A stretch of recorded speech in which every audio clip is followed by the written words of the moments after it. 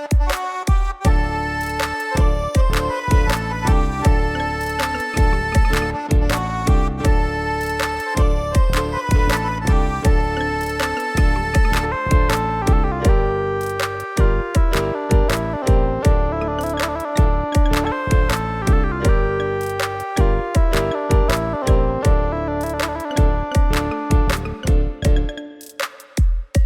ារីក្មេងវ័យ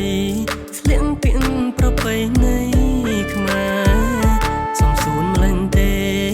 មីងមេអូនក្មេងសំរងទុំអាយុច្រើនតែអូននៅញញឹមស្រស់អូនអូទាំងអង្គគ្មានទងត្រង់ណាប្រងចាំងដូចបងបានត្រឹមតែខាលវិចាចាប់ចិត្តស្នេហា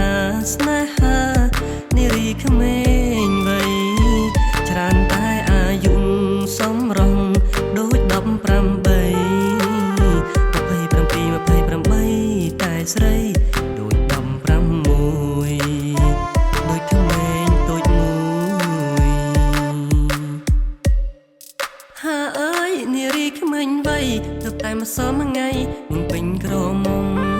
ថាអូននឹងអាយុច្រើនតាមពិតបងច្រៀងឲ្យតែសំណំលេងផងមែនផងបឡំស្នេហាផ្អែមដូចទឹងខ្មុំបើសិនជាមុំបានបងជាគូរៀបការឆាប់មិនទុកយូរក្រោយចូលឆ្នាំថ្មីបនប្រពៃណីជាតិខ្មែរបើសិនមីងមេបាក់ចិត្តឲ្យព្រមស្នេហាប្រងចាំងដូចបងមិនទុកយូរទេឡើយណាចូលដណ្ដឹងជីវ៉ា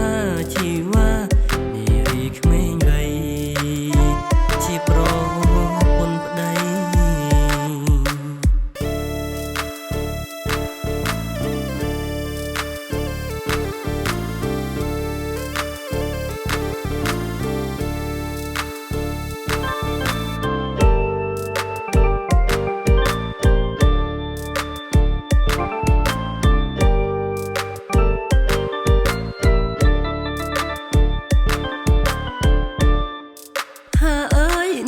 ក្មេងវ័យទើបតែម្សិលថ្ងៃនឹងពេញក្រមុំ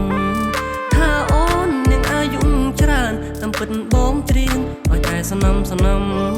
លេងផងមែន